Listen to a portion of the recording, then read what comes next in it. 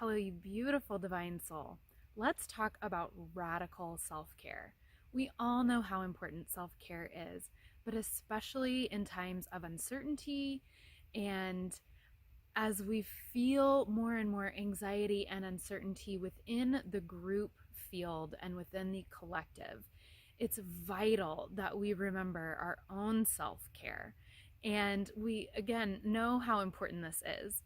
But I often find for myself and the people that I am closest to that there is this sharing in remembering and reflecting and having conversations about how can we bring in more self-care that really can be supportive to actually creating the space for us to step into what fills up our cup and nourishes us the most.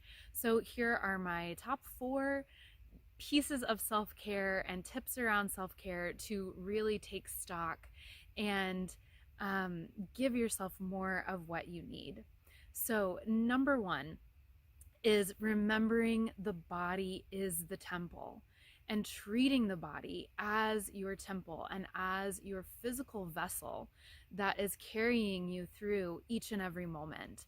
So getting enough sleep, getting enough water, eating foods that feel really good to you, that you know are nourishing and supportive, but that also are exciting or pleasurable and enjoyable to eat, and spending the time enjoying a meal, looking at breath and movement, whatever physical aspect that you might need to support your body during this time. Number 2 is loving yourself right where you are.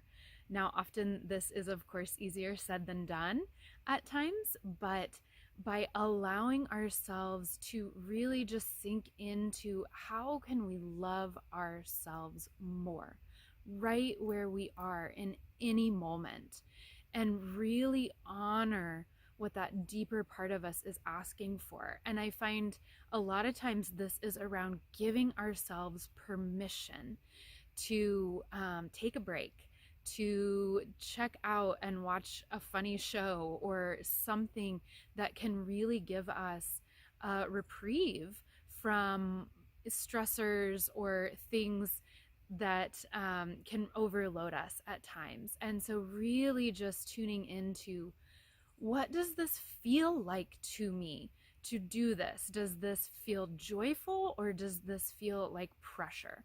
How can we take more pressure off and tune into what brings us the greatest joy and allow ourselves the permission to follow that and give that to ourselves when we're able to?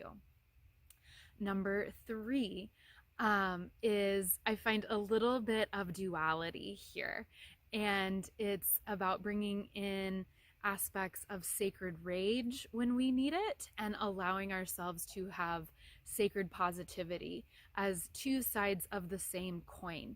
So sacred rage around really allowing ourselves any feelings that are coming up to be processed and not trying to push that away. But if we're feeling grief or anger or sadness or disillusionment or feeling whatever it is that maybe doesn't feel so good, but just giving that space to process and finding a way for yourself to put on some music or do something that allows you to be with that emotion and let it move through you.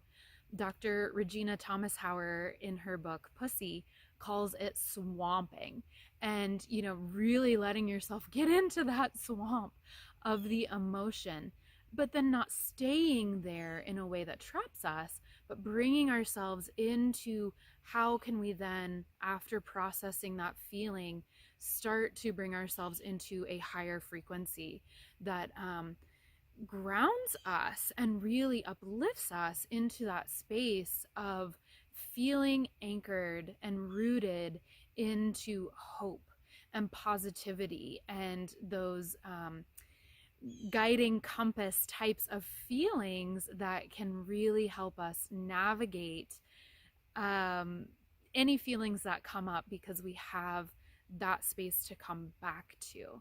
And also with this, I feel like allowing ourselves not only to witness what we are experiencing and feeling, but at times doing this with someone that you trust, or in allowing yourself to be witnessed and witnessing other people and their experience can bring so much healing when we need that space to hold ourselves and to hold other people as well. And number four is getting into nature and just being close to nature in any way that you can. So, whether that is getting actually out into nature or just tuning into the earth that is beneath the foundations of your home, or playing some bird sounds or water sounds, whatever, however you need to bring nature to yourself, allow that space to come in for you as much as possible so that you can then become rooted in that deep Mother Earth energy that holds us and sustains us and can really help you root into that beingness, that still voice within yourself. And even feeling nature as though it is harmonizing the cells of your being and allowing yourself to give and release what you no longer need emotionally so that it can be the compost that then revives us and grows us into something better. So I would love to hear from you. What do you do for self-care, and what are you finding yourself needing the most right now? Thank you so much for joining me here. I wish you all the best.